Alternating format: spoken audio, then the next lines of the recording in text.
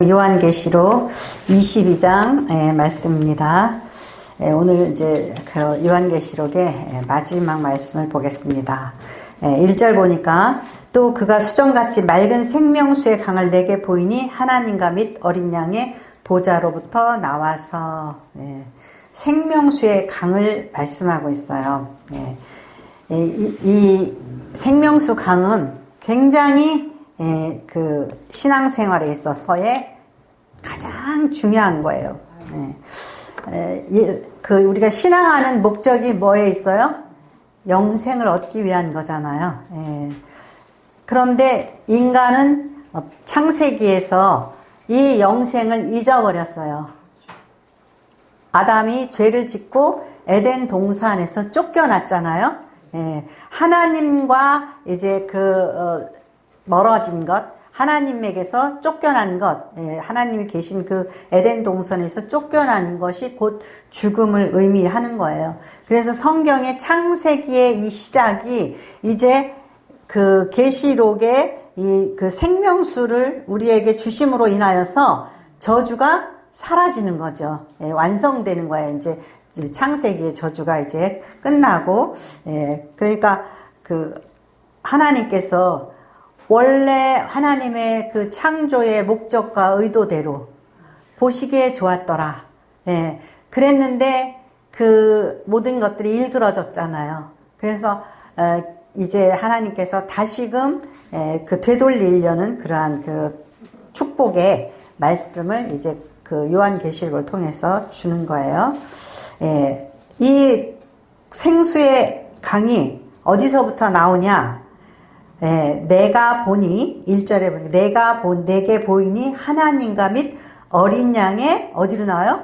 보좌로부터 나왔다. 그렇게 있어요. 보좌로부터 나왔다. 그래서 이거를 사실은 그 에스겔서에서도 보면은 에스겔 선지자가 어디서 이 생수의 강이 넘쳐 나오는 걸 보냐면은 하나님의 보좌로부터 나오는 걸 봐요. 그래서 그 예레미야서에 이 말씀이 있어요. 그러면은 예수님께서 우리를 우리가 이제 예수님을 목자라고 그러잖아요. 목자. 그리고 목사를 또 목자라고도 그러고 그러는데 하나님께서 그 근접하지 못하게 한 그 생수의 강 거기로 예수님이 인도하시는 그 예수님께 사명이 있는 거예요. 예수님이 목자가 된 거는 우리로 하여금 다시금 생수의 강을 찾아가도록 인도하는 게 예수님의 사명이에요. 우리가 예수님이 선한 목자 되신 우리 주, 뭐가 선한 목자 되신 우리 주냐? 우리로 하여금 그 생명수샘을 찾아가도록 인도하시는 그것이 주님의 그 목자 되심의 목표예요. 그래서 우리 이제 계시록 7장 17절에도 이는 보좌 가운데 계신 어린 양이 그들의 목자가 되사 생명수 샘으로 인도하시고 하나님께서 그들의 눈에서 모든 눈물을 씻어 주실 것임이니라. 계시록 7장 17절에 이렇게 말씀하고 있어요. 이는 보좌 가운데 계신 어린 양이 그들의 목자가 되사 생명수 샘으로 인도하시고, 그렇죠. 제가 조금 전에 말씀드렸어요. 예수님이 왜 선한 목자라 그러냐? 예수님은 목자들이 그 양떼나 이런 짐승을 어디로 끌고 가요? 초장이 있고 물이 있는 데로 끌고 가잖아요. 예수님은 우리를 하나님이 그 저주로 에덴 동산에서 쫓아내 주신 그곳 있죠? 그곳으로 다시 인도하시는 목자라는 거예요. 그것을 잊지 마셔야 돼요. 예수님을 왜 선한 목자라 그러냐? 예수님께서 우리를 생명수샘가로 인도하신다. 우리가 어디 있는지 몰랐어요. 어떻게 찾아가야 되는지 몰랐어요. 그랬더니 주님이 내가 곧 길이요 진리요 생명이니 나를 인하고서 아버지께로 올 자가 없다 그랬죠? 예수님을 통해서 가는구나. 예수님이 하라는 대로 하면 되는구나. 우리가 이제 어떤 장소를 찾아가면 내비를 통해서 이렇게 가잖아요. 예수님은 우리를 어딜 가운데로 진리의 길, 바른 길로 인도하시는 거예요. 그분을 따라가면 되는 거죠. 그래서 생명수 샘이 있다고 그랬어요. 생명수 샘이. 근데 요한복음 4장 14절에는 예수님이 뭐라고 그랬냐면 내가 주는 물을 먹는 자는 영원히 목마르지 아니하리니 나의 주는 물은 그 속에서 영생하도록 솟아나는 샘물이 되리라.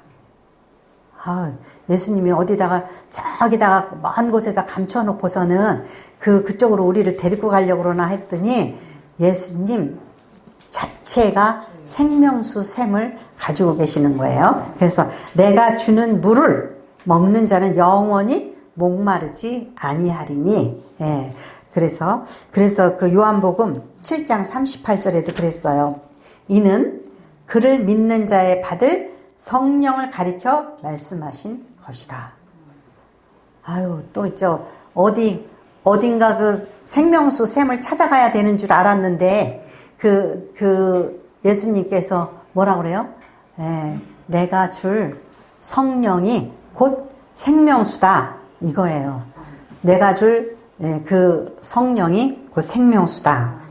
그러니까 이건 어느 곳에 어떤 장소에 가서 이것을 찾으려고 여기 있다 저기 있다 이렇게 돌아다니면 안 된다라는 거예요. 예수님께서 본인이 생수를 주신다라는 거예요. 가지고 있는 거예요. 주님께서. 그래서 지난주에 말씀했죠. 그 스타디움. 예루살렘이 내려오는데 네모 반듯한 성이에요. 근데 성전이 어딨나 봤더니 있어요, 없어요? 성전이 있다 그랬어요, 없다 그랬어요? 없어요. 그냥 하나님이 그 성의 가운데에 계시기 때문에 그 전체 도시가 다 성전인 거예요. 그러니까 예수님이 생명샘이 흘러나오죠. 예수님에게서. 그러니까 예수님 자체가 그 생명수를 가지고 계신 생수의 강인 거죠. 그래서 이제 요한복음에 그 생수의 강을 생명수 이 말할 때 우리 물이 어디 가서 물을 먹지? 옛날에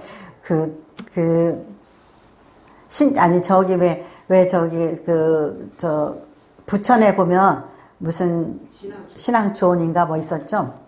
어머 세상에 거기 가가지고 뭐 이상한 물 있죠?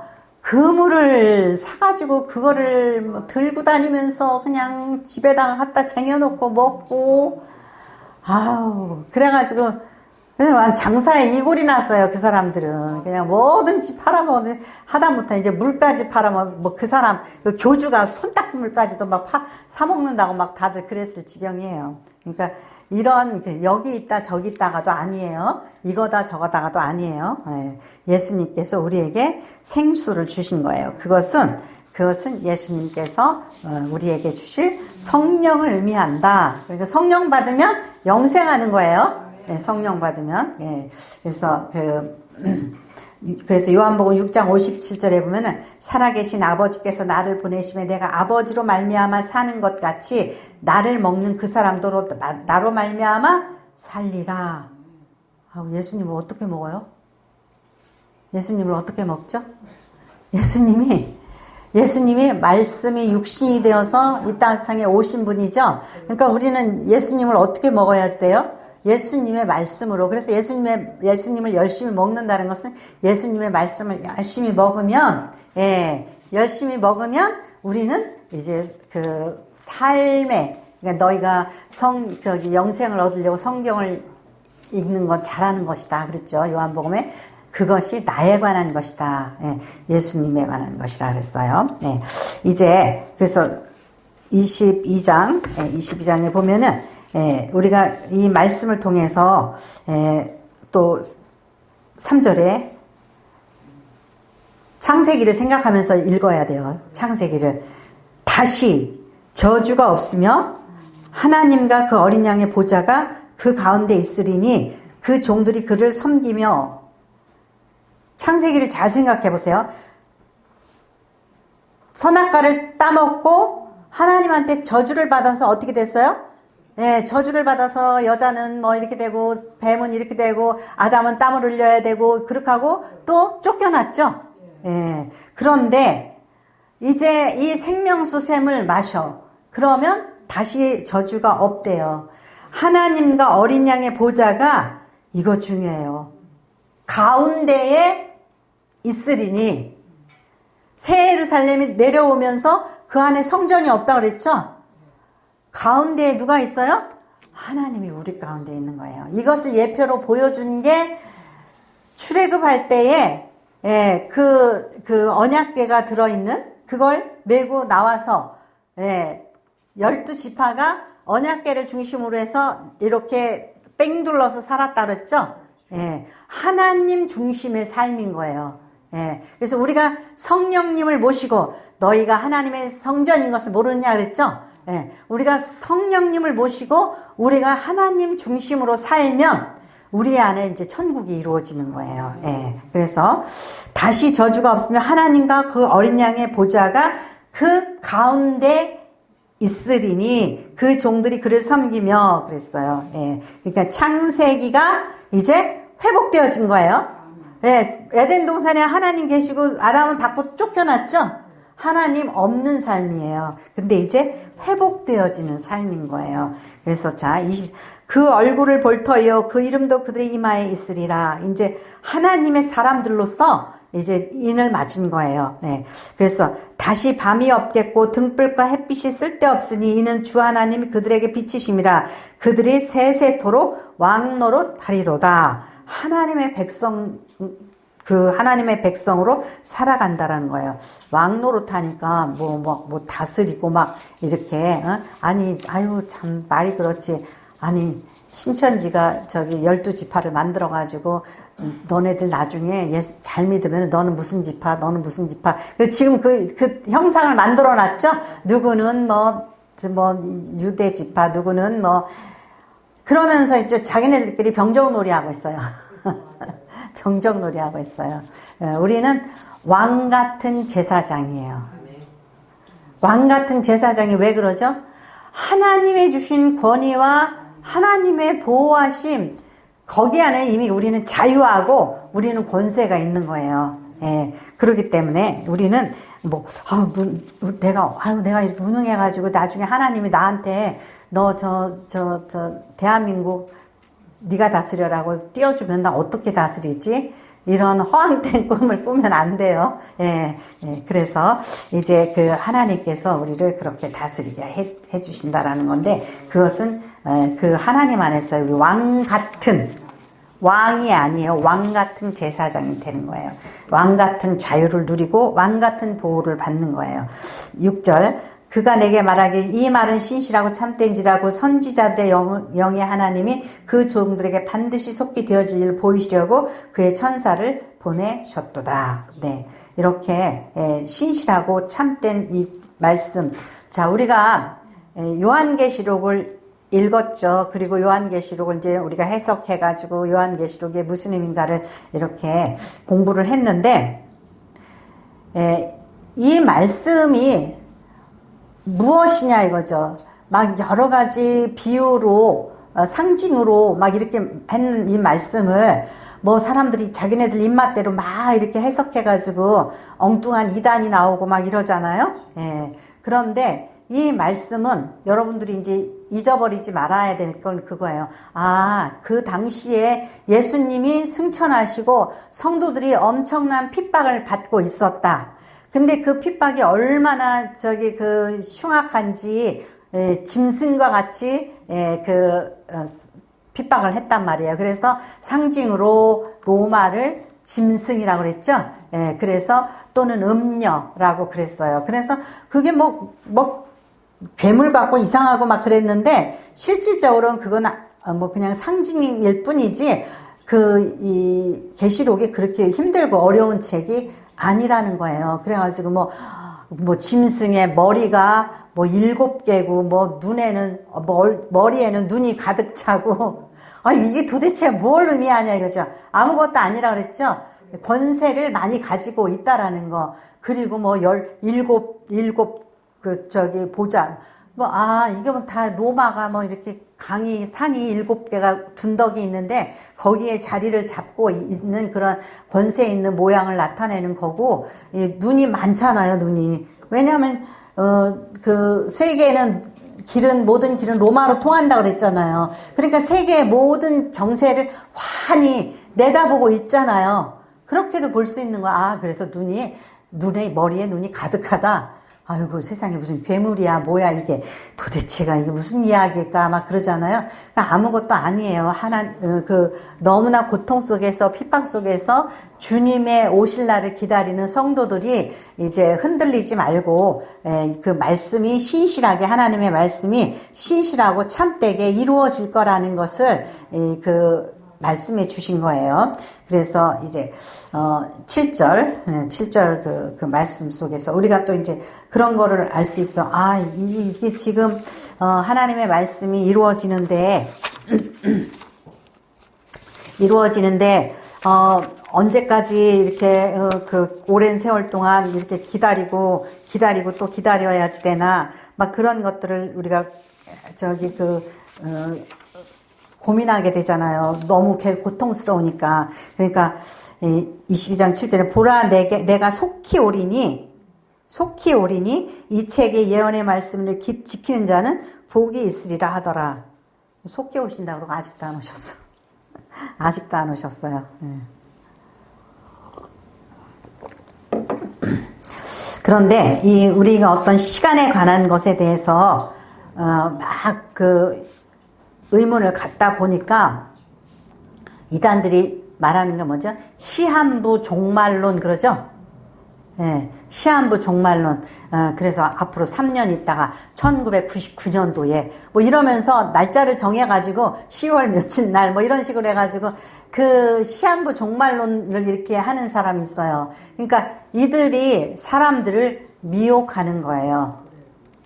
요한계시록은 종말을 이야기하죠. 나중에 뭐 하늘이 두루마리처럼 말리고 땅이 흔들리고 별들이 떨어지고 막 이러잖아요. 그러면은 이게 어떻게 우주적인 종말론이 있나? 예. 천년왕국은 언제인 거야? 천년왕국은 지금 예수님이 오신 다음부터 마귀가 건세가 다 묶여 있으니까 지금이 천년인 건지, 아니면은 예수님이 나중에 재림하시고 나서 이제 마귀는 다 이제 무적행에 묶어놓고 그 다음에 천년왕국을 누리는 건지, 이렇게 저렇게 해석해도 정확한 해석이 안 나와요. 그래서 결국은 이거다 저거다 하다가 이단으로 빠지게도 되고, 그러는 거예요. 그러니까 우리는 개인적인 종말이 있어요. 그죠? 이 땅 위에서 살다가 누군가 갑자기 죽어요. 그러면은 그 사람은 이 땅 위에서 이제 죽고 종말을 구하고 영원히 잠자죠. 근데 어떻게 된다고 그랬죠? 나중에 주님이 부활하실 때, 주님이 재림하실 때 일어난다고 그랬잖아요. 일어난다고 그랬어요. 그런가 하면은 예수님이 십자가에 달리실 때에 옆에 강도한테 네가 오늘 나와 함께 낙원에 있으리라 또 그랬죠. 그러면 또 그러한 또 이렇게 요한계시록 6장에서도 보면은 하나님의 보좌 밑에 흰 옷 입은 무리들이 언제까지 우리를 이렇게 우리의 원한을 안 갚아 주실 겁니까? 막 그런 부류가 있죠.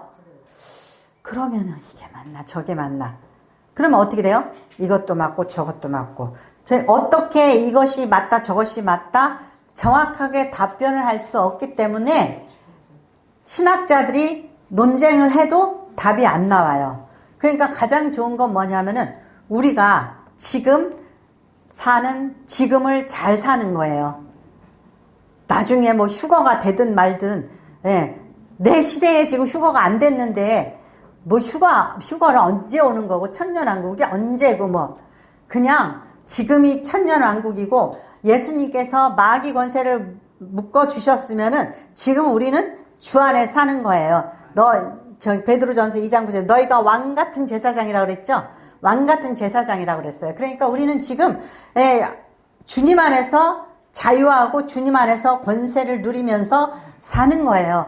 그런데 이거를 살지 못하는 사람은 회개하지 못하고 죄 속에서 살면 항상 마음의 두려움과 또 그 불안감 이런 걸 가지고 사는 사람은 예수님께서 아무리 우리를 십자가로 자유케 하시고 아무리 좋은 얘기를 하고 말씀이 우리에게 능력과 권세를 줘도, 예수의 이름의 권세를 우리에게 줘도 그것을 사용하지 않고 누리지 못하면 있으나 마나한 거예요.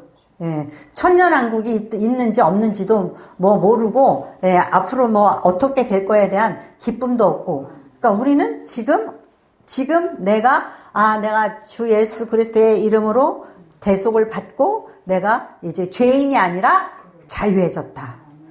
그거에서 평안을 누리고 감사를 누리고, 나는 이 땅 위에 덧없는 인생을 끝내면 나는 주님 품의 천국에 영생 부활할 것이다. 이거를 소망을 가지면 되는데, 이거 안 갖고 지지부지하면서 맨날 세상에 매여 있고 뭐 막 괴로워하고 막 이러면은 무슨 천년왕국이야. 이론을 알아봤자 소용도 없고, 뭐를 알아봤자 소용도 없고 그래요. 그렇기 때문에 이 요한계시록을 읽었다, 안다, 그게 중요한 게 아니에요. 우리가 지금을 어떻게 살아내느냐, 그게 중요한 거죠. 22장 8절, 이것들을 보고 들은 자는 나 요한이니 내가 듣고 볼 때 이 일을 내게 보이던 천사의 발 앞에 경배하려고 엎드렸더니, 이런 모양새가 한 번 더 나왔죠. 19장에서도 나왔어요. 그랬더니, 경배하지 말라고 그랬죠. 이것은 하나님께 경배하라 그랬어요. 그래서 22장 8절에도 이것을 보고 요한이 내가 듣고 볼 때 이 일을 내게 보이던 천사의 발 앞에 경배하려고 엎드렸더니 그가 내게 말하길, 나는 너와 내 형제 선지자들과 또 이 두루마리를 지키는 자들과 함께 된 종이니 그리하지 말고 하나님께 경배하라 하더라.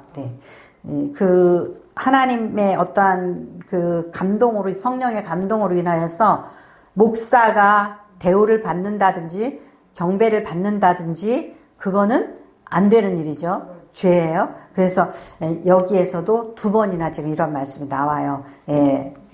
나에게 절하지 말라고, 천사에게도 절하지 말고 오직 성령과 하나님께서 이 모든 일들을 보여주신 것이다, 이렇게 말씀하고 있어요. 그래서 이러한 그 말씀을 통하여서 우리가 요한계시록을 배웠다. 나는 뭔가 비밀을 알았다. 이런 마음도 교만이에요. 무슨 이건 비밀이 아니라 그랬죠? 비밀이 아니고 그냥 다 적혀져 있는 거 자세히 읽으면은 이게 이거다 그러고 다 설명하면서 나오고 있어요. 그래서 22장 10절에 보면 내게 말하되 이 두루마리의 예언의 말씀을 임봉하지 말라. 때가 가까우니라. 봉하지 말라는 거예요. 그냥 누구든지 다 알 수 있다라는 거죠. 그러니까 이거는 건드리지 마. 이 말씀은 건드리지 마.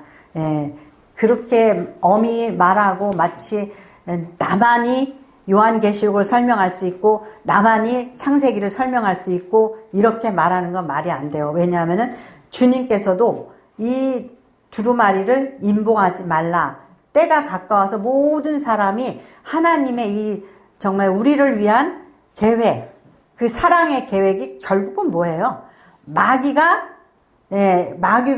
멸망당한다는 거죠. 사탄의 나라가 멸망당한다는 거예요. 그러니까 임봉하지 말라.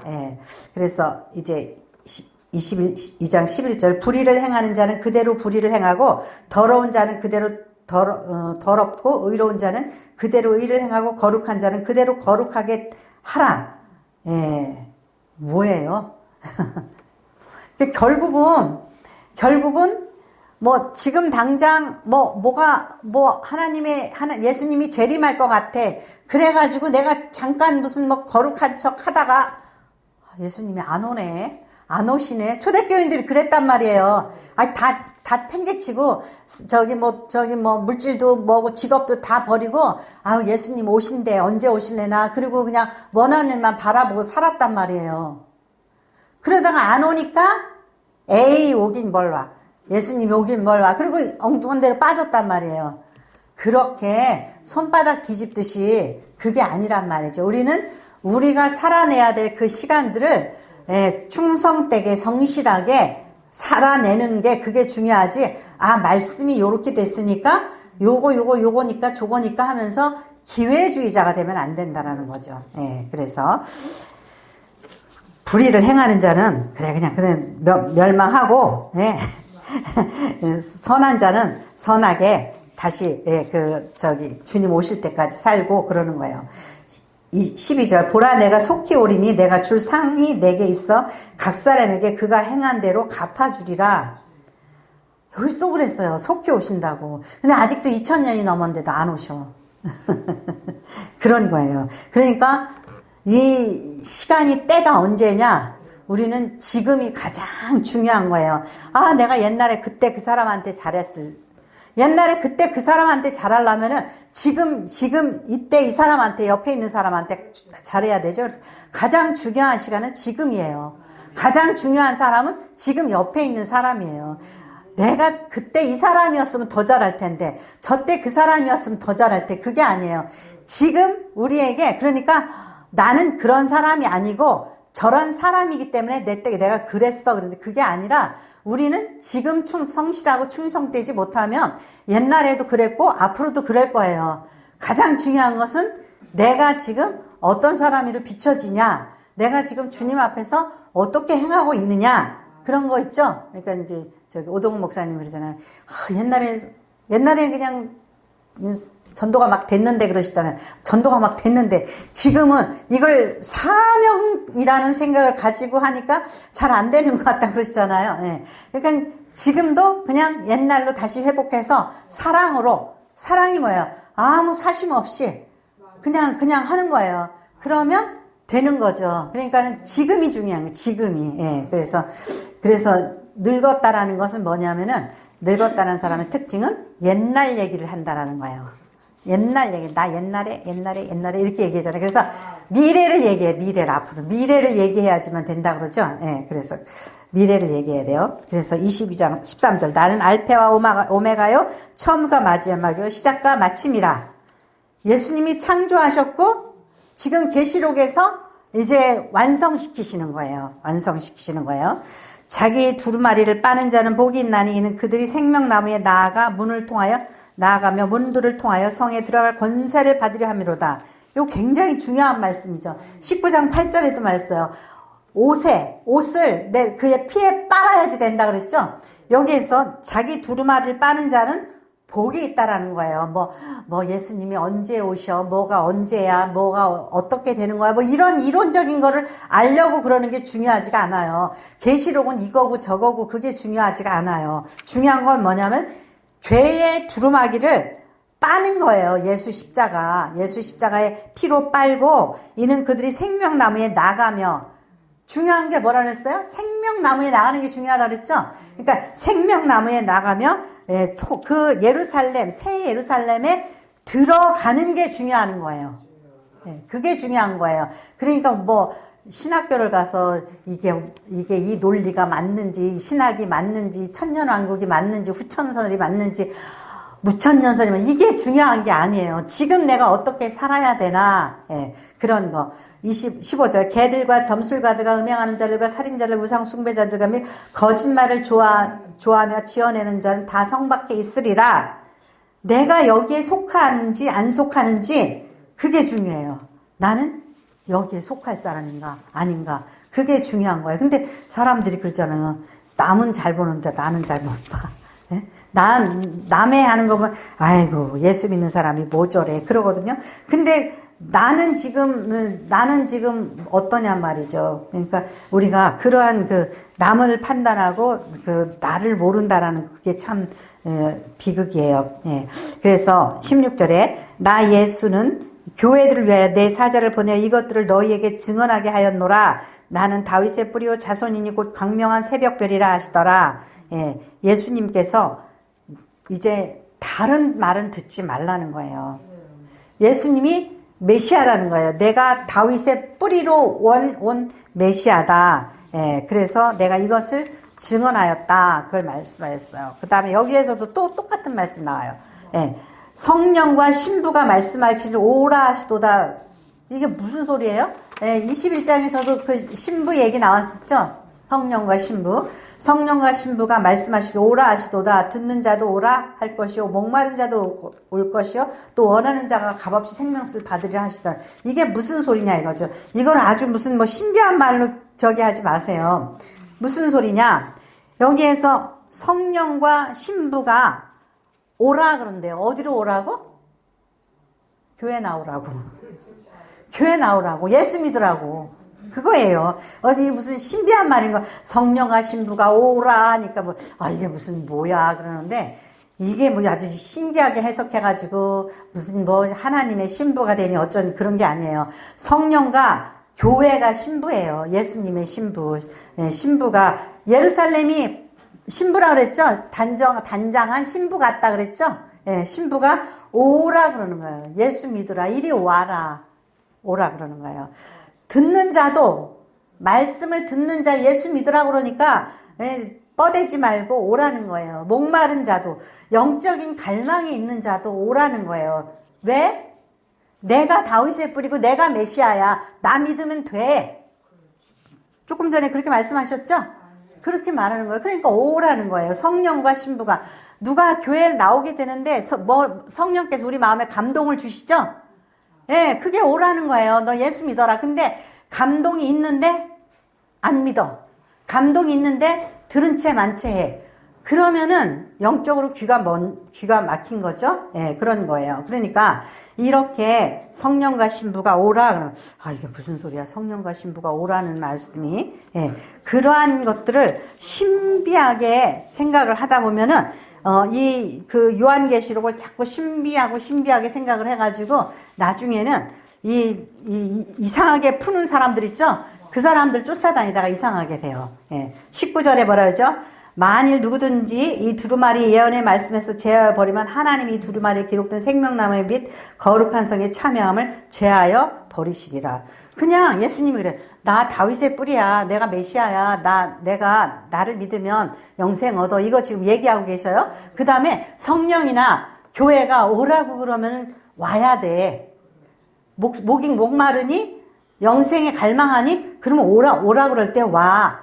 그렇지 않고 오지 않고 어디 가서 뭐 성경에 있지도 않은 말을 갖다가 써서 뭐 내가 메시아니 뭐 대한민국에 무슨 뭐가 나타나니 뭐 어쩌니 이러면서 막 이렇게 가짜로 말하는 사람들 있죠. 이게 19절 말씀이에요. 만일 누구든지 이 두루마리의 예언의 말씀에서 제하여버리면 하나님이 두루마리에 기록된 생명나무와 거룩한 성에 참여함을 제하여 버리시라. 이 성경에다가 더하지도 말고 빼지도 말라는 거예요. 내가 다윗의 뿌리다. 그렇게 말씀하고 있어요. 그러니까 어렵지 않잖아요. 그죠? 내가 다윗의 뿌리다. 오라. 성령과 신부, 교회가 오라 그러면 와. 그러면은 갈망해서 오면 영생을 얻게 되는 거야. 근데 딴소리 하지 마. 뭐 간단하잖아요. 그죠? 요한계시록이 그렇게 어렵지 않아요. 자, 그 다음에 20절 이것들을 증언하시니가 내가 진실로 속히 오리라 하시거늘 아만 주 예수여 오시옵소서 그러죠? 근데 준비된 사람은 어때요? 예수님 오신다 그러면 1년만 있다 오세요. 2년만 있다 오세요. 조금 잠깐 있다 오세요. 막 이렇게 되겠죠? 마라나타. 주여, 주 예수여 어서 오시옵소서 그런 거죠. 그러니까 우리가 이 요한계시록을 어렵게 생각해가지고 복잡하게 생각할 필요가 없단 말이죠. 그래. 그 천국에 정말 보좌에 계신 주님께서 언젠가 부활로 나타나실 때에 우리가 그분과 더불어 이제 새 예루살렘에서 즉 주님 중심, 하나님 중심으로 사는 그런 삶을 살게 될 거라는 거예요. 그러니까 지금 예수님께서 그랬죠. 귀신을 쫓아냈어. 그러니까 귀신이 나갔어. 그랬더니 뭐라 그래요? 이제 천국이 임하였다 그러잖아요. 그러니까 우리 속 안에 있는 모든 사단의 세력이 물러가고 우리가 성령의 전이 됐으면은 내 안에 주님이 자정에 계시면 지금도 천국이에요. 근데 꼭 우리가 지금 막 언제 오실는가, 언제 쨍하고 햇뜰 날이 올까 이런 것 때문에 미혹당하면 안 된다는 거. 우리가 그냥 진실하고 성실하게 말씀대로 살다가 정말 그러다가 이제 이 세상을 작별하겠죠? 이 세상 작별하고 주님이 부활해서 우리의 잠을 깨워서 영원한 천국으로 인도하실 그날을 이 말씀에 약속하셨잖아요. 그거를 붙드는 거예요. 예, 그렇지 않고 기회주의자가 돼서 좀 누가 오신다 그러니까 청소하고 누가 온다 그러니까 막 좀 이렇게 단정하게 하고 그렇게 어떤 기회를 맞추려고 그러면 돼요, 안 돼요? 결국은 뽀록 나요. 그 인격이 뽀록 나요. 그러니까 우리는 그냥 말씀이 시키는 대로 예수님이 속히 오신다 그러니까 속히 오실 주님을 기다리는 것처럼 살면 돼요. 근데 주님이 그 속히가 언제인지는 몰라. 그러니까 그것이 1000년인지 2000년인지 3000년인지 몰라. 근데 우리는 그렇게 그냥 성실하고 충성되게 기회주의적으로 살지 않고 저 이단들은 다 기회주의자인 거예요. 어떤 자매가 제가 중매를 했더니 그러더라고요. 3년 있으면 주님이 오신대요. 그래서 자기는 결혼할 수가 없대요. 그때가 20년은 됐는데 20년이 되도 않아. 그런 그 어리석음에 빠지지 말고 우리는 그냥 오늘을 지금을 가장 충성되고 진실하게 살면 됩니다. 그래서 이렇게 요한계시록을 여러분들도 삶에 적용을 그렇게 하셔야 돼요. 기도하겠습니다.